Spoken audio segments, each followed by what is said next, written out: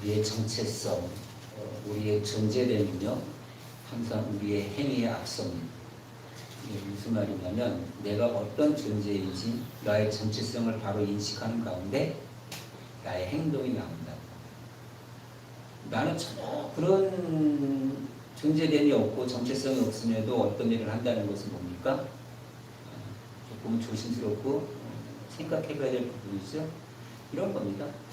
내가 예수님의 십자가의 보혈로 구원을 받았고 하나님의 자녀라는 정체성을 갖고 있다면 반드시 하나님의 자녀다운 삶을 살아야 된다는 것이죠. 그렇죠. 그게 내 존재됨이고 내 정체성의 친구인 거예요. 그런데 그 정체성이 없듯이 행함만 자꾸 드러나는 것은 뭐예요? 하나님의 자녀가 아닐 수도 있다는 거죠.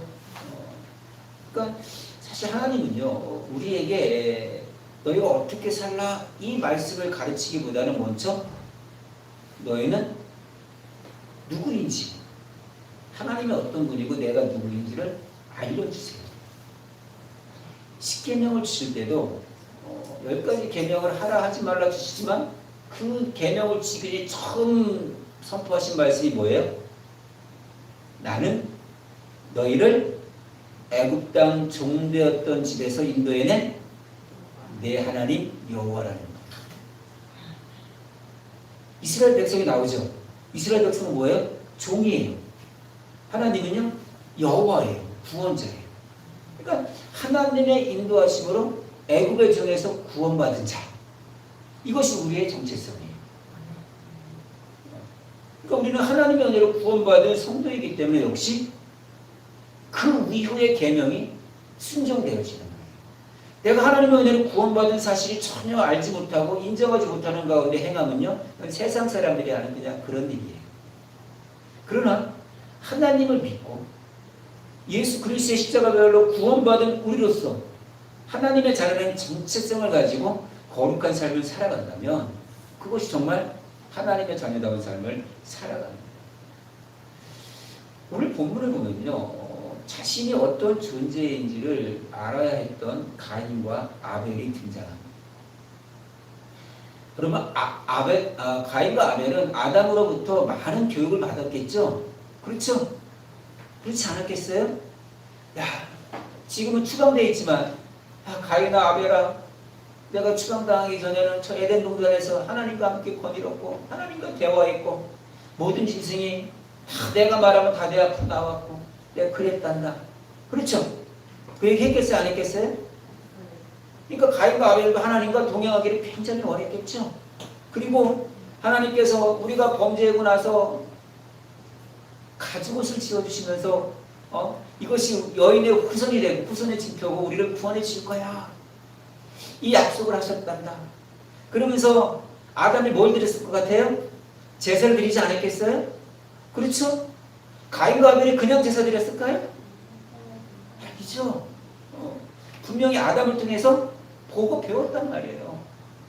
그러니까 제사를 드리는 거예요. 그러니까 우리 다음 세대 교육이 굉장히 중요합니다. 다음 세대 교육. 안타까운 게 뭐냐면 청소년기 때만 지나면 그때 넘어가서 신앙을 버리잖아요. 참 돌아오기가 쉽지 않습니다. 물론 그럼에도 불구하고 하나님의 은혜로 구원받지만 정말 다음 세대를 위해서 많이 기도하세요. 아직 초등학생 아이들에게도 끊임없이 복음을 전하고 교회 안 나오더라도 앉혀놓고 복음 얘기하고 그렇게 하세요. 그러니까 가인과 아벨도 알았어요. 그죠? 하나님과 동행하는 거 나도 하나님하고 얘기 좀 하고 싶은데 나도 하나님과 거니고 싶은데 하는 그 마음을 갖고 지금 가인과 아벨도 제사를 드립니다. 제사를 드립니다. 그러니까 가인과 아벨이 아담과 하와가 추방을 당하고 나서 하나님께서 어떻게 하십니까?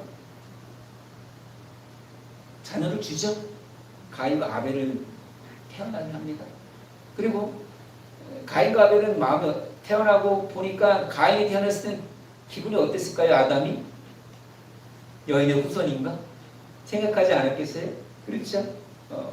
그러니까 어쩌면 이 가인과 아벨에게도 아담으로부터 주어진 하나님께 나아가는 열망이 있었다는 거예요. 그래서 제사를 드린 것이고요. 그러니까 우리의 신앙의 기초는요, 예배입니다. 예배가 무너졌다?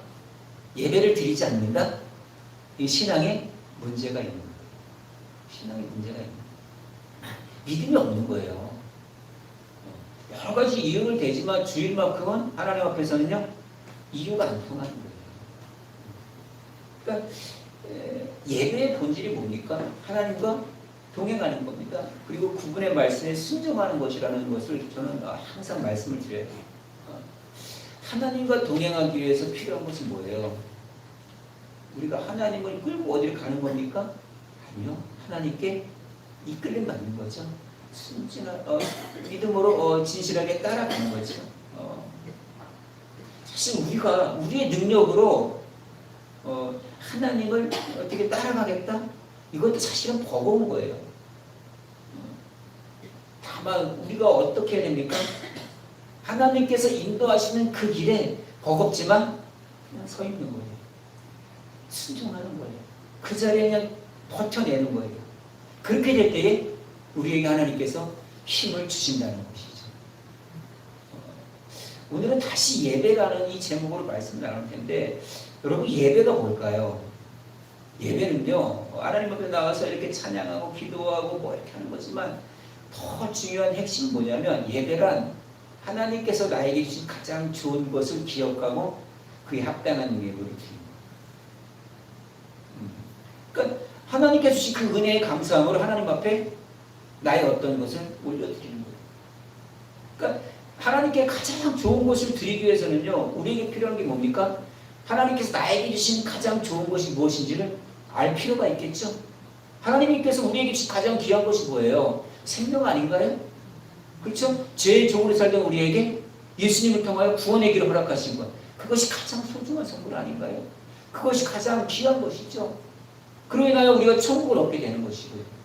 그러니까 이 은혜를 알 때, 이 은총을 알 때 내게 있는 어떤 것을 드림에 있어서도 아까운 게 아니에요. 그 은혜를 모르기 때문에 드리면서도 아까워하고 드리면서도 시험 드는 거예요.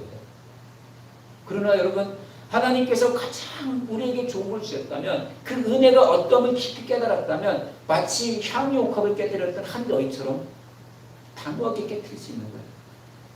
그것이 그의 믿음이고, 어쩌면 예배를 통한 하나님께 우리에게 드릴 수 있는 것이죠. 그러니까 우리가 그렇게 예배를 드림에 있어서도요, 우리는 대충 드릴 수도 있고요. 그렇죠. 또 최상의 예배를 드릴 수도 있어요. 그렇죠. 어떤 사람은 예배를 정말 하나님이 기뻐 받으시는 예배를 드리지만, 어떤 사람은요, 하나님이 안 받으시는 예배를 드릴 수도 있다는 거예요. 그러니까 하나님께 우리가 최상의 예배를 드리는 것은 하나님 앞에 신앙 고백에 따른 믿음의 삶, 순종의 삶을 살아내는 거예요. 그 믿음의 삶이 하나님의 기쁨이 된다는 거예요. 기억하세요. 우리가 드리는 예배가 어떤 예배를 드리느냐에 따라서 하나님의 반응도 달라진다는 거예요. 이사야서를 보세요. 타락한 이스라엘 향하여 이사야가 어떻게 외칩니까? 네? 마당만 받고 악을 행하며 제사를 드리고, 그런 모습 속에서 하나님께서 뭐라 그런지 아세요? 너희가 악을 행하면서 드리는 제사의 기름이 버겁다는 거예요. 지쳤다는 거예요. 하지 말라는 거예요. 악은 악대로 행하면서 계속 번제를 드리고 기름을 태워드리는 게 이제는 지쳤다는 거예요. 그런 예배 드리지 말라는 거예요. 그러니까 제사를 드리고 기도도 하지만 악을 행하는 그 모습에 하나님은 거부하시는 거예요. 여러분, 우리의 예배는 어떨까요?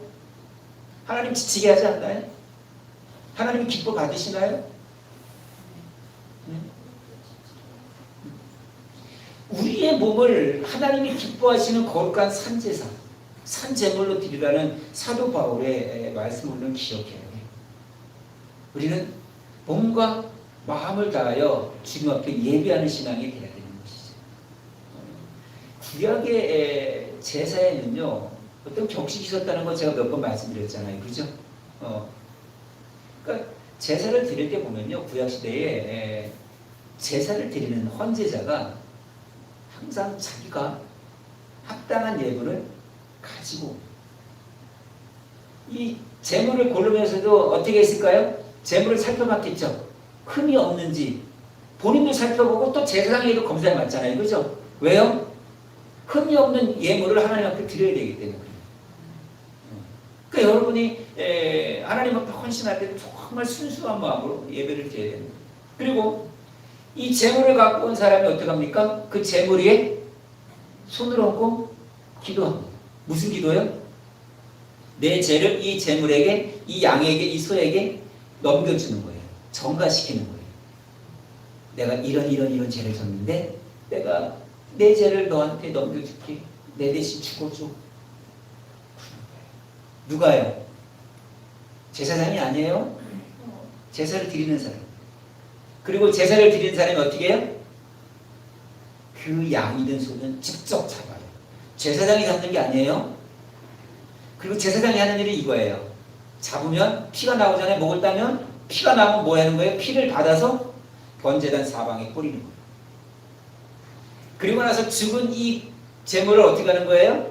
제사를 드리는 사람이 그 자리에서 가죽을 벗겨요. 닦습니다. 그리고 살점을 점입니다. 그리고 내장을 다 뺍니다. 똥도 빼고, 그리고 내장도 다 씻습니다. 그리고 그 점인 살과 그 내장을 누구에게 줘요? 제사장에게 줍니다. 제사장은 그만 받아서 번제단에 올려놓는 거예요. 이게 당시의 구약시대의 제사예요. 그러니까 제물을 가지고 온 사람들이 대충 막 옷 입고 왔겠어요? 하얀 옷 입고 왔겠죠? 당시의 옷이 뭐 검은색 아니면 흰색이잖아요. 그죠? 좀 잘 살면 채색 옷이겠지만 흰 옷을 입고 와서 제물을 잡을 거 아니에요? 그렇죠? 자, 제물에 목을 딸 때 피가 튈까요? 안 튈까요? 피가 튀죠. 자, 내장 긁어내고 똥 다 긁어낼 때 냄새 나요? 안 나요? 냄새 나요. 그러니까 주변에 제물을 잡아 제사를 드리는 장면을 여러 사람이 볼까요? 안 볼까요? 보죠. 그렇죠. 그리고 제사를 다 마치고 나서 사람들이 흩어지면 누가 제사를 드렸고 누가 제사를 드리지 않았는지, 누가 구경꾼인지 구별돼야 돼요? 구별 안 돼요? 네. 구별되죠. 제사를 드린 사람 옷에 피가 묻습니다. 역겨운 냄새가 납니다. 지저분하게만 묻어 있습니다. 이게 예배를 드린 자예요. 자, 그럼 우리 예배를 한번 상상해 볼까요? 여러분 예배를 드리기 위해서 나름 꾸미고 단장을 하고 좋은 옷을 입고 나오죠? 잘하신 거예요. 예배를 드리는데, 그런데 구경꾼으로 나와서 예배를 드리면 그 모습 그대로 갑니다. 그렇죠? 그러나 우리 몸을 거룩한 산 제물로 드리고 예배를 드리면요, 땀 냄새 날까요? 안 날까요? 땀 냄새 날 수도 있습니다. 설거지하다가 좀 지저분한 물 튀길 수도 있습니다. 청소하다가 양말 다 새까매질 수도 있습니다. 그렇죠? 구별돼야 안 돼요? 이것이 하나님께 제사를 드리고 하나님께 예배를 드린 사람들의 차이예요. 여러분, 이 시대에는요, 예배를 드리면서 참 이런 얘기를 하는 분들이 많아요. 몸보다는 마음을 드립니다. 굉장히 선호합니다. 왜요? 마음으로 드리긴 쉽죠? 그렇지 않아요? 마음으로 드리는 건 뭐예요? 순종의 결과가 보이지 않아도 아무런 상관이 없어요. 하지만 몸으로 드리는 건요, 결과가 보여야 되죠? 그러니까 쉽지가 않은 거예요. 그러니까 마음은 어리로되 육신은 약한 거예요. 그러니까 마음으로 구제하고 마음으로 선교하고 마음으로 헌신하고 마음으로 섬기겠다고 막 합니다. 문제는 뭡니까? 구별된 우리의 몸이 예배를 위해서 무엇을 헌신했냐는 거예요. 하나님은요, 마음이 없는 제물도 원치 않으십니다만 마음만 있고 몸을 따르는 그런 예배도 원치 않아요. 우리의 마음과 행실은 항상 일치해야 돼요. 여러분들의 예배가 구체적인 헌신의 삶으로 거룩한 행실의 모습으로 끊임없이 드러나야 돼요. 오늘 말씀을 듣고 아멘하고 오늘 말씀을 듣고 믿음으로 굳건히 섰을 때 나아가서는 어떻게 되는 거예요? 아니 예배를 마치고 나서도 여러분의 삶의 모습이 어떻게 되는 거예요? 순종의 모습으로 나타나야 된다는 것이죠. 여러분이 아무리 예배를 드리고 나서도 나가서 삶이 변화되지 않는다? 그것은 하나님께서 기뻐하시는 예배가 아닐 수 있다는 거예요. 우리가 지금 다시 회복이라는 구호로 외치며 이 말씀을 나누잖아요. 오늘 다시 예배예요. 다시 예배로 구호를 외치면서 여러분들이 정말 예배를 회복할 수 있는 것이 뭡니까? 거룩한 삶. 거룩한 삶이라는 외적인 증거를 끊임없이 보여줘야 되는 거예요. 그것이 너희 몸을 하나님이 기뻐하시는 거룩한 산제사로 드리는 거예요. 너희 몸은 뭐예요? 내 생명을 드리라는 게 아니에요. 헌신하라는 거예요. 섬기라는 거예요. 그것이 바울이 우리에게 요구했던 것이죠. 자, 보세요. 오늘 본문에 보면은 가인과 아벨도요, 제사를 드립니다. 3절부터 5절에 보면은 가인과 아벨의 직업이 소개되죠. 가인은 농부입니다. 아벨은 양치는 목동입니다. 그런데 세월이 지난 후에, 그러니까 세월이 지났다는 건 추수 때에, 어떤 결실의 때에 이 두 사람이 하나님 앞에 제사를 드립니다. 그런데 이 제사 중에 아벨의 제사를 하나님이 받으십니다. 그런데요, 가인의 제사는 받지 않으세요. 여기서 연락하다 이건데요. 이 연락이라는 것은 어떤 의미냐면요, 아주 만족스럽게 쳐다보는 거예요. 있잖아요. 우리 어린 딸이 막 그림 그리고 이렇게 막 율동 잘하고 이런 거 보면 어때요? 되게 만족스럽죠? 그렇죠? 그런 모습을 보는 거예요. 그리고 연락하지 않았다는 것은 뭐예요? 그게 반대되는 거겠죠? 아예 쳐다도 안 봤다. 쳐다도 안 봤다. 사실 가인이 더 멋진 예배를 드릴 가능성이 높죠? 그렇죠? 아벨은 갖고 와봤자 양이나 소나 이런 거잖아요. 그죠? 가축이잖아요. 그러나 아벨은요, 여러 과일이 다 있잖아요. 그죠? 얼마나 더 멋있게 제사를 드릴 수가 있겠어요. 그런데 놀랍게도요, 하나님의 반응은 아벨의 제사만 받았다는 거예요. 두렵지 않습니까? 제사를 드립니다. 예배를 드립니다. 그런데 그 예배를 어떤 자의 예배는 거부하신다는 거예요. 지금 내가 드리는 예배를 하나님이 의미 없다고 보시는 거예요. 참 마음 아픈 거죠. 몸 따로 마음 따로. 마음이 없는 형식적인 예배. 마음만 있는 형식이 없는 예배. 하나님께서 다 기뻐하지 않아요. 왜요? 그분은 우리의 중심을 보시는 거예요. 마음은 있어요. 그러나 안 돼요. 마음이 있는 걸까요? 참 하고 싶어요. 하고 싶은데 안 돼요. 마음이 없는 거예요. 마음이 없는 거예요. 부끄러운 모습이죠. 보세요. 우리에게 예배를 준비하는 것과 그에 따르는 순종과 간절함이 없다면 하나님께서 어떻게 대하실까요? 사실 우리 송영자 원사님도 그렇지만 옛날에 권사님들은요, 헌금을 함부로 드리지 않았어요. 세돈이 들어오면 항상 어떻게 해요? 다 성경책에 다 꼽아놔요. 세돈이 없을 때는요, 다래미로 데려요. 다래미로 딱 데려요.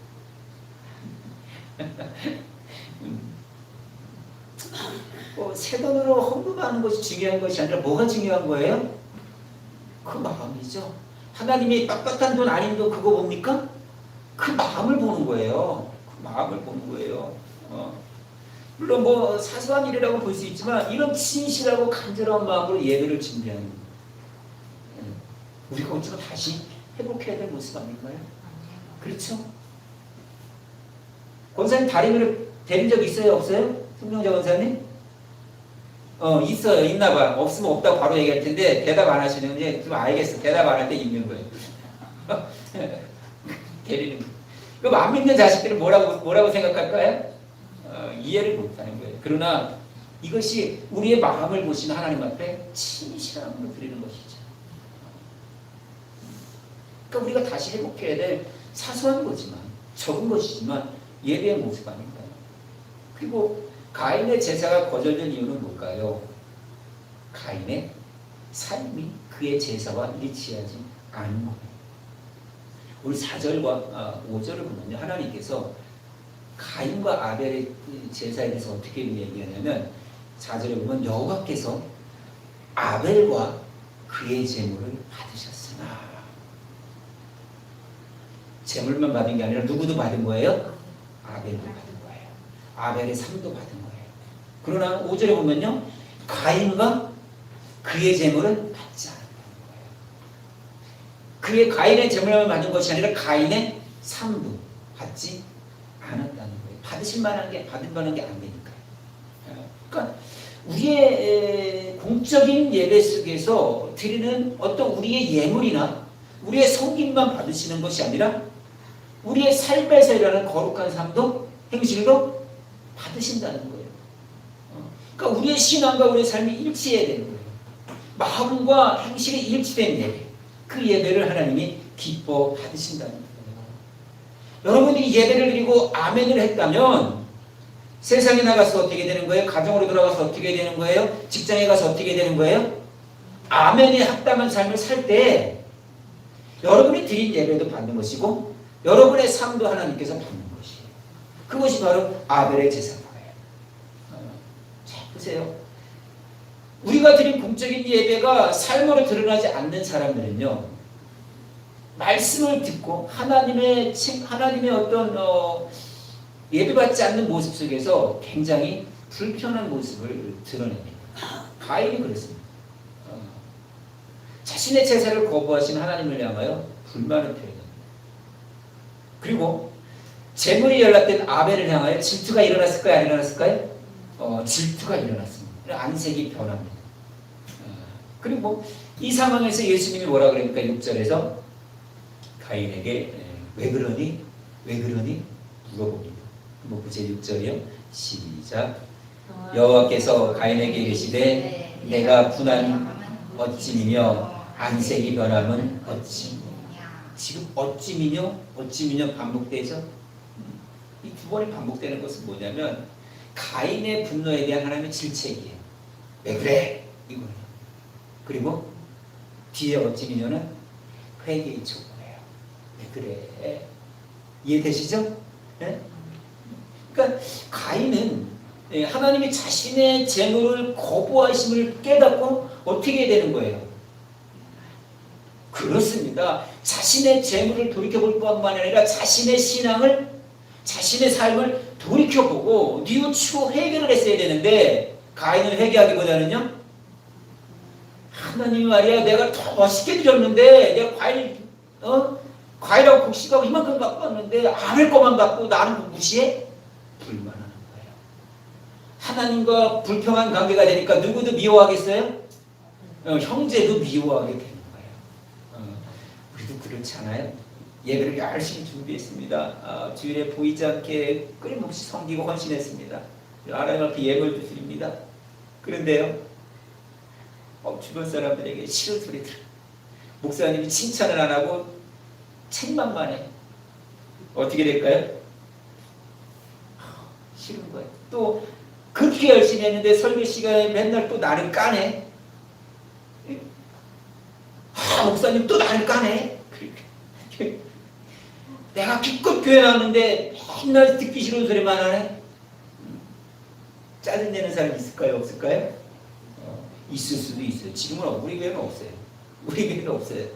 근데 다른 교회도 있을 수도 있고 또 그렇게 짜증낼 수도 있다는 것이죠. 그러나 기억하세요. 우리 예배가 누구에게 보이는 예배예요? 누구에게 드리는 예배예요? 누구에게 인정받는 예배예요? 누가 받는 예배예요? 사람이 아니에요. 하나님이에요. 그리고 하나님께서 어떤 방법으로도 나에게 연약하고 부끄러운 모습을 책망하고 그럴 때 어떻게 되는 거예요? 분노하고 원망보다는 오히려 하나님 앞에 나아가 온전한 삶으로 살아가야 되는 것이죠. 그러니까 제사를 받지 않는 하나님께서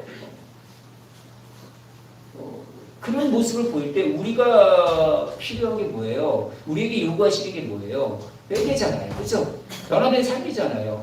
그냥 하나님께서 제사만 거부하고 네 알아서 살아라 그럽니까? 제사를 거부한 이유는 뭐예요? 내가 너의 제사를 받을 수 있게끔 준비할 수 없겠니? 이거예요. 그렇죠? 그러니까 제사를 받지 않으시는 이유를 돌아보고 회개했어야 되는데 가인은 그러지 못했다는 거예요. 그러니까 사람들이 하나님을 믿지 않고 지옥 가는 것은요, 결코 하나님의 은혜와 긍휼이 부족해서가 아니에요. 끝까지 믿기를 거부하는 거예요. 끝까지. 여러분, 하나님의 은혜는요, 어느 죄도 덮기에 충분합니다. 다만 뭡니까? 교만과 강팍감 때문에요. 회개하기를 거부합니다. 그리고 스스로 멸망을 자초하는 거예요. 그러니까 여러분, 선포되어진 하나님의 말씀이 만약에 나의 심령을, 나의 관절과 골수를 막 찔러 쪼갤 때 여러분 어떻게 해야 되는 거예요? 짜증내야 되는 거예요? 분노해야 되는 거예요? 말씀에 대답해서 나의 연약한 모습이, 나의 부끄러운 모습이 드러나기 시작한다면 나의 죄를 그대로 드러내는 거, 인정하는 겁니다. 그리고 회개하고 주님 어떻게 할까요? 도와주십시오. 나를 이겨내게 해주십시오. 이 마음으로 여러분이 살아갈 때에 여러분의 회개에 합당한 거룩한 열매를 맺고 살아가는 거예요. 자, 보세요. 하나님께서요, 안색이 변한 가인에 대하여 제사를 받지 않은 이유를, 그리고 해결책을 7절에서 제시합니다. 7절 한번 보세요. 시작. 내가 선을 행하면 어찌 낫을 들지 못하겠느냐? 선을 행치 아니하면 죄가 눈에 엎드리느니라. 제 소원은 내게 있으나 너는 죄를 다스릴지니라. 하나님은 가인에게 뭐라 그래요?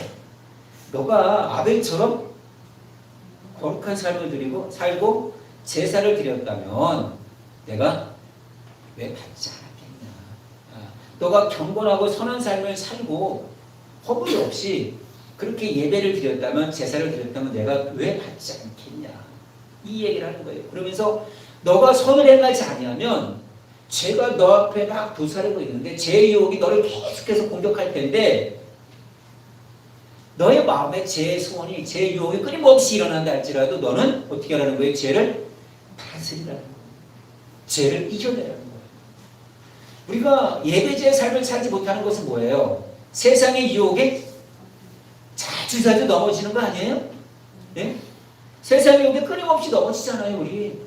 죄의 유혹이 우리가 겨울 때 우리는 어떻게 해야 되는 거예요? 오늘 말씀에 의하면, 하나님의 해결책에 의하면, 너의 마음 가운데 육신의 소욕이, 죄의 소원이 자꾸 불일 듯이 일어날 때 어떻게 하라는 거예요? 그 죄를 다스리라는 거예요. 그 죄를 죽이라는 거예요. 그 죄를 제거하라는 거예요.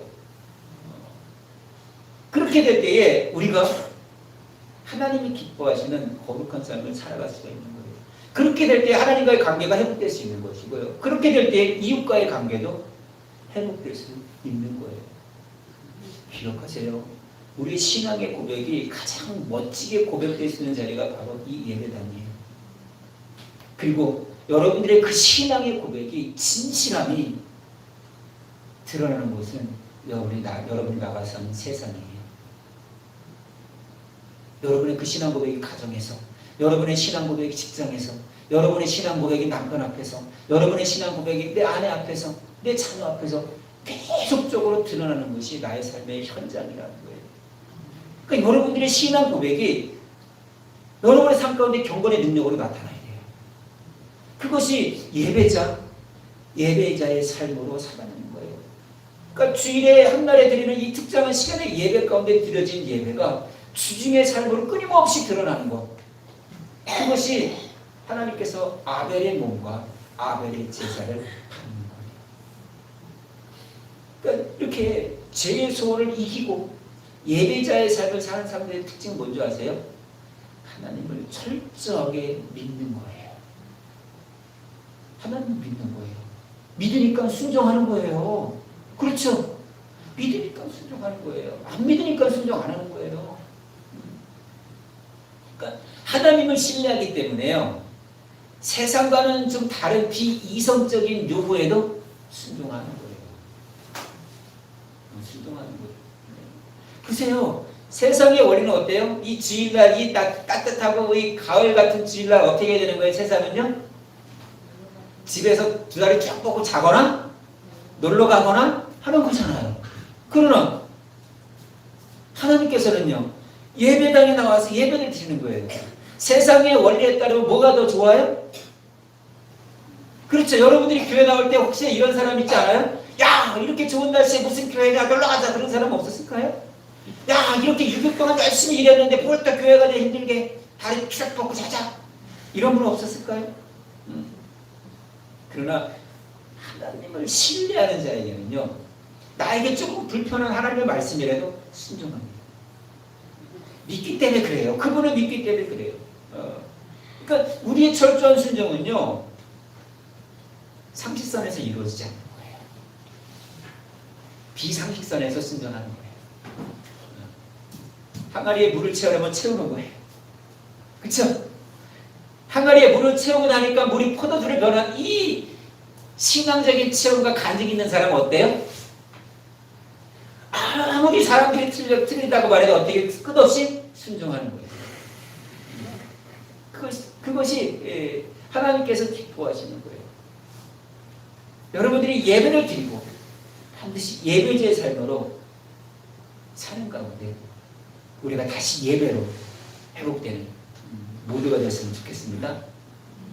모두가 됐으면 좋겠습니다. 자, 말씀을 좀 정리하겠습니다. 우리가 예배로 들어가기 필요한 것은 무엇보다도 뭘까요? 주일을 기억하여 거룩하게 지키는 것 아닐까요? 주일 예배를 드리지 않는데, 제사가 없는데 그가 예배자의 삶을 살았다고 볼 수 있을까요? 좀 보기는 힘들어요. 저 교회 안 나와도요, 하나님 보시기에 좋은 삶 살아요. 착하게 살아요. 그러나 하나님 보시기에는요, 그게 뭐예요? 죄예요. 하나님을 믿지 않는 게 죄예요. 그렇죠? 그러니까 우리가 예배로 다시 돌아가기 위해서 무엇보다 필요한 건 거룩하게 주일을 지키는 겁니다. 그러니까 세상과 다른 게 뭐예요? 교회가 우리가 주일만큼은 하나님 앞에 예배를 드린다는 거예요. 세상에 어떤 일을 하지 않고 예배를 드린다는 거예요. 그러니까 하나님께서 주일을 당신께 예배 드리는 날로 정하셨습니다. 구별하셨습니다. 왜요? 그날은 내가 너희를 창조하고 너희를 구원하신 하나님이 나에게 예배와 찬송을 돌려드려요. 그리고 이 주일만큼은 누구의 날로, 누구의 소유로 확정하셨어요? 그렇습니다. 하나님의 소유의 날입니다. 이 날은 너희의 날이 아니야. 6일 동안은 너희가 써. 6일 동안은 너희가 열심히 일해. 물론 궁극적으로 하나님의 영광을 위해서 하는 거예요. 그러나 이 7일, 주일만큼은 나에게 예배 드리라는 것을 해요. 이 말씀을 하시는 거예요. 어쩌면 주일을 온전히 지키는 것이 다시 예배로의 기초인 거예요. 그러니까 하나님은 우리와 늘 동행하시기를 원해요. 6일 동안도 동행하셔요. 그러나 특별히 안식일을 거룩한 날로 정해져서 예배를 드리게 하는 이유가 뭔지 아세요? 기억하게 하는 거예요. 여러분, 1년에 한 번도 예배를 안 드리는 사람이 하나님 기억해요? 아니요. 한 2주만 빠져도 하나님 잊고 살아요. 그러나 주일마다 예배를 드리고 와서 말씀 듣고 하나님 기억하고 돌아가야만 그나마 하나님 기억하고 사는 거예요. 그래서 주일을 지키라는 거예요. 그러니까 여러분, 주일에는요, 하나님을 만나는 것 외에는요, 다른 거 다 멈추세요. 다 멈추셔야 돼요. 하나님을 만나는 예배가 여러분에게 최우선 순위가 됐으면 좋겠어요. 아무리 주일에 중요한 일이 겹쳐도요, 타협하지 마세요. 자꾸 양보하고 자꾸 타협하고 자꾸 흥정하잖아요. 세상은 끊임없이 요구합니다. 하나님 빼고 하자고. 어느 시점에 가면요, 주일에도 결혼식장에 가야 되고, 주일에도 부끄러운 행실을 자꾸 해야 되는 거예요. 주일에도 출근하게 되는 거예요. 그러나 주일은 하나님의 소유요, 반드시 지켜야 돼요. 이 주일을 지키는 자에게는 하나님께서는요, 야곱의 축복으로 축복해 주시고 우리를 높은 위치에 세우신다고 분명히 약속을 하신다는 거예요. 그러니까 여러분들이 온 마음을 다하여 하나님 앞에 예배하는 참된 신앙이 됐으면 좋겠습니다. 여러분의 예배가 무너지면요, 여러분의 이 공적인 예배가 무너지면요, 여러분의 신앙에 문제가 있는 거예요. 주일 예배가 무너진 사람은요, 교회와도 멀어집니다. 하나님을 향한 믿음이 사라집니다. 이 예배가 약해지면 영적으로 무기력해집니다. 영적으로 무기력해지면요, 봉사하는 것이 싫어져요. 봉사하는 것이 싫어지면요, 결국은요, 교회 외곽에서 맹돌아요. 하려고 하지 않아요. 순종하려고 하지 않아요. 그러다 보면 영적인 하나됨을 상실하게 된다는 것이죠. 그것이 결국 마지막에 하나님과 멀어지는 거예요. 가인이 어땠어요? 책망을 듣고도 나중에 어떻게 해요? 아벨을 죽이고 하나님을 떠나잖아요. 그렇죠? 이렇게 되는 거예요. 그러니까 진정한 예배, 예배자의 삶을 통해서 여러분이 삶 가운데 늘 하나님의 임재를 체험하십시오. 그리고 하나님으로 이 세상을 살아갈 수 있는 경건의 능력으로 생을 얻으십시오. 나의 영혼의 가득함이 사라지고 내가 성도답게 살지 못하고 내가 세상의 유혹이 막 흔들린다면 여러분의 예배를 깊이 한번 점검해 보십시오. 1년 동안 내내 예배를 드렸지만 천국 가보니까 그때 드린 예배는 하나님께서 받지 않으셨네. 여러분 스스로 점검해 보십시오. 그리고 여러분 스스로가 그래 내가 하나님 기뻐하시는 예배가 무엇일까? 그렇죠? 예배 시간에 일찍 나와서 교회를 위해서 예배를 기도를 준비하고요. 하나님 앞에 예배를 청소꽃 준비하고요. 그리고요 예배를 마치고 나서도 어떻게든 청소를 같이 하려고 하는 그런 마음을 갖고요. 그것이 예배자의 삶 아닐까요? 교회에서도 그렇게 하지 못하는데 가정에 돌아가서 그렇게 한다? 쉽지는 않은 거예요.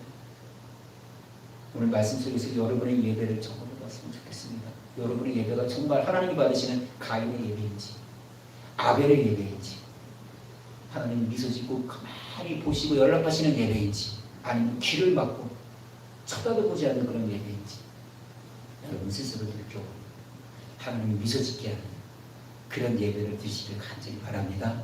다시 예배를 회복하는 성숙한 교회, 성숙한 신앙이 되기를 주의 이름으로 축원합니다. 기도